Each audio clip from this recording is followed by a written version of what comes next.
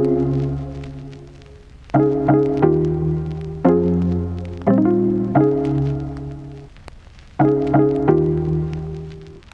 it's Chris here with Never Enough Outdoors, and today I wanted to show you how to throw a bait caster. Now everybody's got their own way and everybody learns differently, but I've got one here. I'm gonna show you how I learned how to throw it and the different things you can do with it, and just basically how to get started in throwing them. There's a lot of ways people learn how to do different things, but I'm going to show you how I learned to throw it, and hopefully you can take some of my ideas, put them together with your own, to experiment a little bit, and then maybe you can get to throwing your own bait caster. So y'all take 15 seconds to subscribe to my channel and we'll go get started.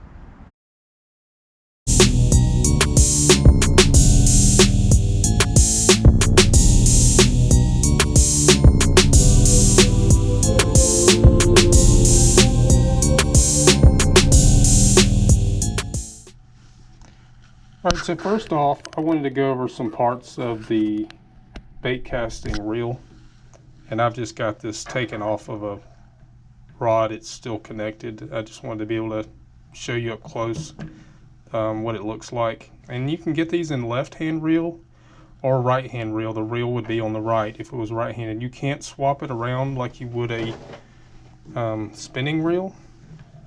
They come, well, you may be able to, but I don't know that you can. But basically this is the body of the reel. This is the button you press to release the spool so the line will come out. That's what you push when you cast. When you reel, it locks it back in place and would reel the line back in. This one has a drag over here on the left. I can tighten it or loosen it. This here is usually what the drag looks like on some cheaper reels. It may not be on the reel like this one. This is a little fancier one, but I can basically use this to tighten my spool, and that's important. And then this reel also has a brake. You see there's a little dial here with different numbers, and the more you turn it one way, the tighter it gets, and then looser the other way. But that's to basically slow down your bait, your lure, as before it hits the water. If you've got it way too loose, it will this spool will continue to spin after your bait hits the water, and it'll be a big mess here that you'll have to clean out before you can reel it back in. I call that a rat's nest. You'll throw a bunch of them when you first learn to throw this thing, but because of that, you'll get better at fixing your rat's nests because you'll deal with it so much. But I'm going to hopefully share with you enough information to get you started so that doesn't happen as much going forward. So what I would do is turn this all the way up. You want to turn it as tight as it gets. So on this one, there's a max over here. It says free, and it counts up to 12, and it says max. So free, if I turn it over to free, that's basically no brake at all. No brake at all. And that's not a good setting to be at. I don't know what I had this set at. Probably around 10, 9 or 10. And you'll get better at this. You'll figure out a better setting for each lure you throw as you go forward. But you want to keep it on max to start with. That's how you need to learn to throw. Put it on max. And you can do this. This is a good way to learn how to throw is not really to go to the lake. If you got a lake nearby you want to go learn, that's a good place. But I recommend just going out in your backyard and throwing out in the yard. Throw out in the backyard, throw in the driveway, whatever.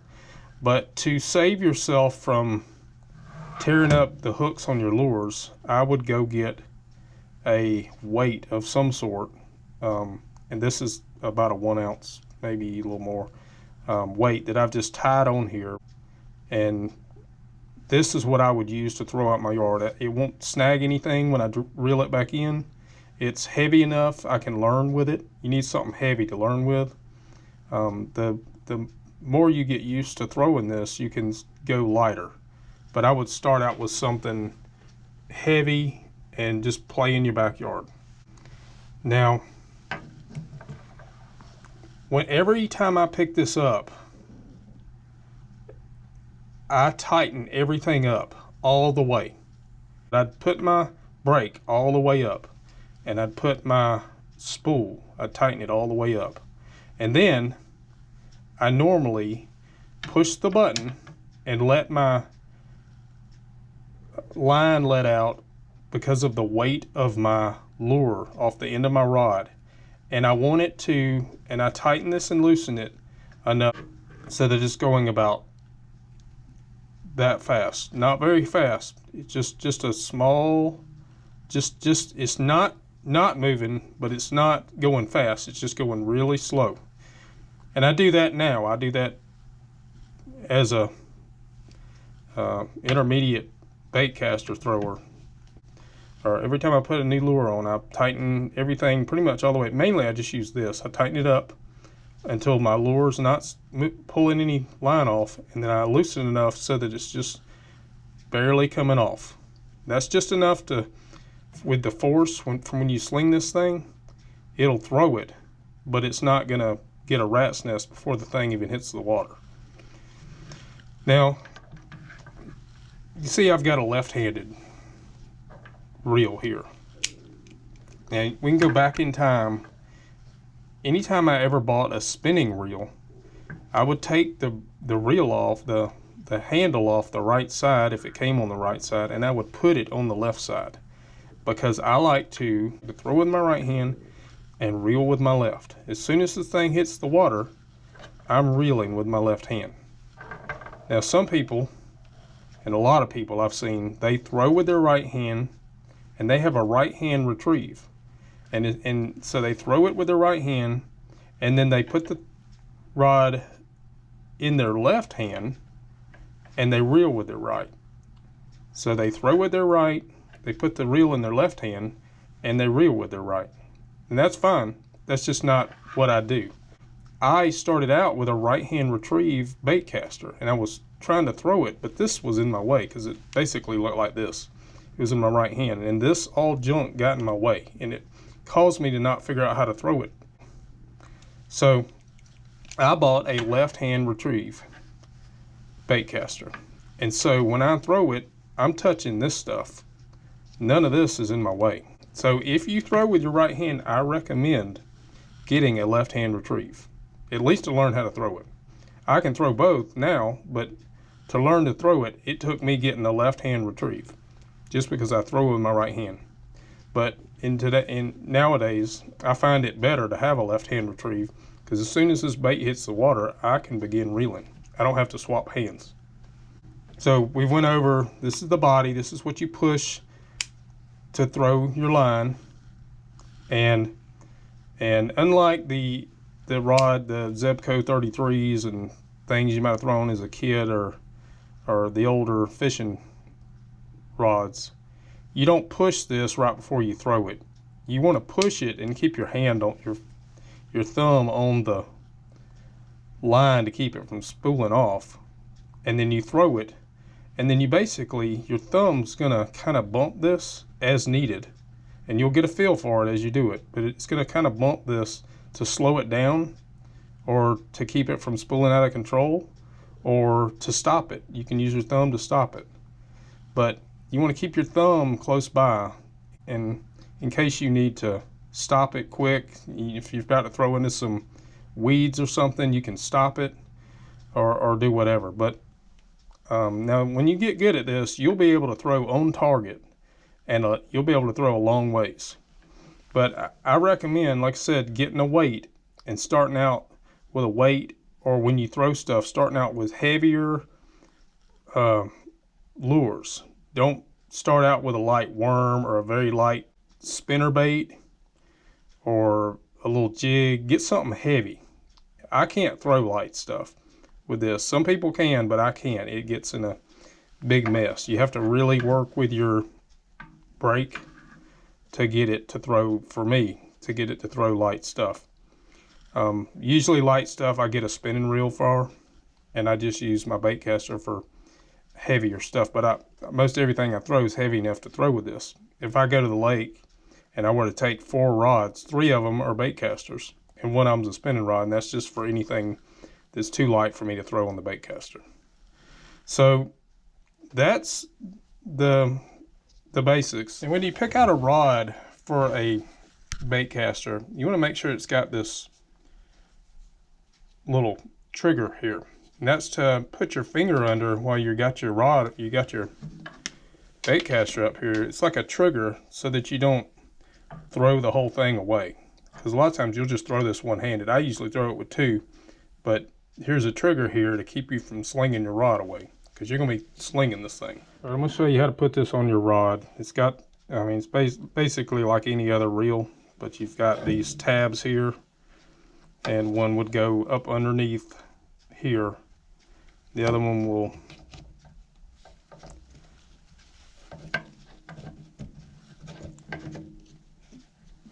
sit right here under this thing and just spin it in. Most of them have this little piece. Most of them, this little piece is not round, so it takes account for that little tab, and you can get it up over that tab and get it secured. All right, so that's back on there. And another pointer I wanted to say is, whenever you're reeling in, hold your line or put your thumb on your reel so that it reels in tight. I usually try to put one hand on my line while I reel, so it goes on nice and tight. The reel will go back and forth and thread it on so that it's evenly across when it threads it on. Alright, so I'm going to try to show you a few different angles you can hold this thing at to cast it. I'm sitting sideways. I'm going to go outside in a minute, but I want to show you inside how to hold this. Now see, I've got my second finger on this hook back here. You can do it however it works for you, but for me, I put my second finger on that hook, and I put my index finger across this side of this reel, and I put my thumb here. And when I cast it, I'm basically casting sideways. Now, I broke my arm many years ago, and it didn't necessarily fix right. I can't turn my hand over all the way, so that could be a difference in me and you. But I hold it sideways, and I cast it. When I cast it, it's going basically sideways. It's not straight up and down. And I put all my arm into it, and I sling it. But like I said, you push this button, let your lure hang a few inches from the end of the rod. You just release it and hold your thumb on the line and rear back and sling it, and let your thumb off the line like you're throwing a baseball. When you would release the baseball, maybe a little bit before, you release your thumb and it will unspool this and it'll sling it. And like I said, if you keep your thumb handy, you can slow it down or stop it even just by pressing your thumb on it. And for me, I spin with my left, I reel with my left hand. As soon as it hits the water, I'm reeling. Not always, but I can, because it's all set up for two-hand fishing. I can cast with my right and reel with my left. And like I said, again, you see what I'm doing over here with my finger. This reel is not in the way. If I had a right-hand reel, this would be in the way. Now, a lot of people throw that way, but I didn't learn to throw that way, and I don't like to fish a right-hand retrieve. But I can throw one and I can fish with one. I just prefer to have the left hand. All right, so I've moved outside, and I just wanted to show you some things I'm talking about here. I've got my rod here, and I've got a pretty heavy weight on it to practice with. But if you let your thumb off the line, I can see that. Can you see my weight over there falling to the ground? It's falling almost too fast, so I want to tighten this up until that doesn't move anymore. All right, see, so now I have to kind of shake my line and it's not moving hardly. So I'm gonna loosen it up enough until that's too fast. I wanna make it just so it barely falls. Keep tightening up until it barely falls. All right, so that's about how fast I want it to fall.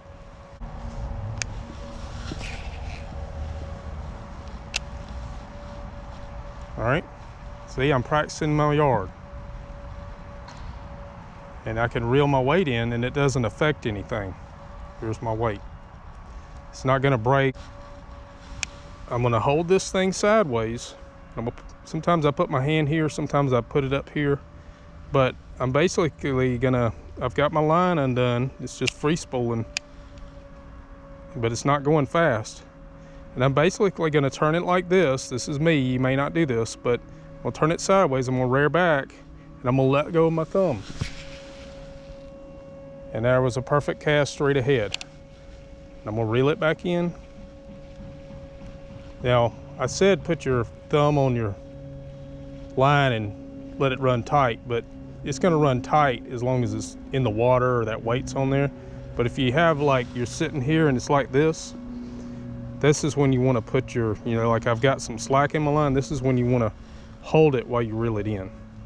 Make sure it's good and tight. You don't want it loose down in here when you're casting, or it's gonna be a big mess. So, like I said, hold it, push it in, and hold your thumb on that line, and just throw it. Now I'm using two hands. I put my second hand back here on the back of the rod, and I'm throwing my right hand. I immediately I can reel with my left. If you have a right hand retrieve, you throw it, you put it in your left hand, and you reel with your right. But I'm reeling with my left. I'm gonna do a different shot here so you can see me from the side actually doing it. So you push the button in, hold two hands at least, what I do, or what I recommend starting with, and just throw it. And release your thumb after it's above your head. And you can aim at stuff, you can try to hit stuff. You put little cones or something out in your yard you aim at, and the better you get, the more you'll be able to hit that object. And you can throw this thing a mile. The heavier it is, the farther you can throw it, the less brake you've got on.